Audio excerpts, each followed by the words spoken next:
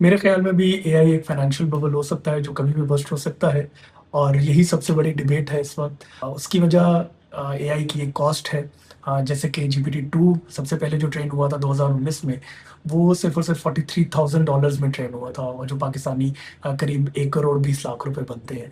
जो नेक्स्ट 2020 के अंदर जीपीटी-2 ट्रेन हुआ, जीपीटी-3 ट्रेन हुआ, वो 128 करोड़ पाकिस्तानी रुपए लाइक $4.6 मिलियन डॉलर्स में ट्रेन हुआ।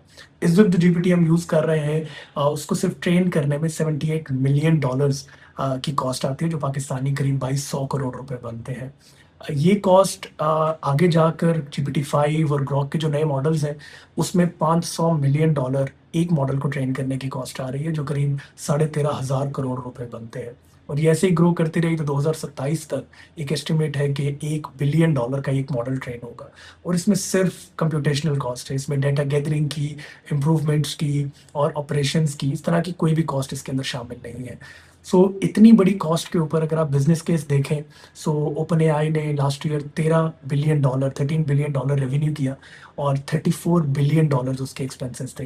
दैट मीन्स 3.5 खरब रुपया कमाया और 9.5 खरब रुपया उनके एक्सपेंसेस थे। गूगल ने first time ever in their history एक नेगेटिव कैश फ्लो रिपोर्ट किया है और वो एआई इंफ्रास्ट्रक्चर के ऊपर इतना इन्वेस्ट कर रहे हैं कि अभी 4 जो बड़ी कंपनीज़ हैं वो मिलकर $800 बिलियन के करीब, जो कि पाकिस्तान की जीडीपी के अराउंड डबल बन जाता है, वो सिर्फ एआई इंफ्रास्ट्रक्चर के ऊपर इन्वेस्ट कर रहे हैं, जो 200 खरब रुपए बन जाते हैं। और यही वजह है कि ये 200 खरब, ये ट्रिलियंस ऑफ डॉलर्स, ये इतनी बड़ी-बड़ी ट्रेनिंग मॉडल्स की कॉस्ट कहाँ से वापस आएँगी? अभी किसी ने भी ये फिगर आउट नहीं किया है और यही वजह है कि सैम अल्टमैन खुद कह चुके हैं, टेक्नोलॉजी नहीं, लेकिन ये फाइनेंशियल एक बबल ज़रूर हो सकता है। जितनी इन्वेस्टमेंट इसके अंदर गई है, वो बहुत ज़्यादा है और उसमें आरओआईज़, उसमें बिज़नेस केस, उसमें ये सारी चीज़ें अभी फिगर आउट नहीं हुई हैं, लेकिन फिर भी मार्केट और इंडस्ट्री लीडर्स इसके अंदर और पैसा डाल रहे हैं। सो लेट्स सी, अगर ये बबल है तो कब तक है और किस तरह से बर्स्ट होता है या नहीं।